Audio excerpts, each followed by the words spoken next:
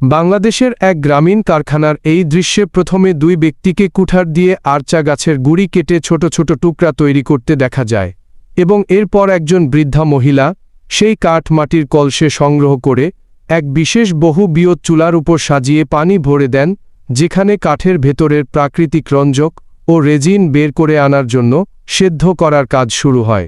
এই বহুবিহৎ চুলা একই সাথে একাধিক পাত্রে তাপ দিতে সক্ষম, ফলে কাজের দক্ষতা বহুগুণ বৃদ্ধি পায়। প্রথম পর্বের সেদ্ধ শেষে নির্যাসটি ছেঁকে নেওয়া হলে মহিলা বাঁশের ঝুড়ি ব্যবহার করে তা একটি বড় চৌকো পাত্রে ঢালেন এবং আবার গরম করে জলীয় অংশ বাষ্পীভূত করে নির্যাসটিকে ঘন করেন। অবশেষে দ্বিতীয় দফার সেদ্ধ শেষে নির্যাসটিকে একটি মসলিন কাপড়ের মাধ্যমে চূড়ান্তভাবে ছেঁকে বিশুদ্ধ করা হয়। RATE হল বিশুদ্ধ আরচা নির্যাস, যা প্রাকৃতিক কাপড় রং করা এবং আয়ুর্বেদ চিকিৎসায় ঔষধি হিসেবে ব্যবহৃত হয়।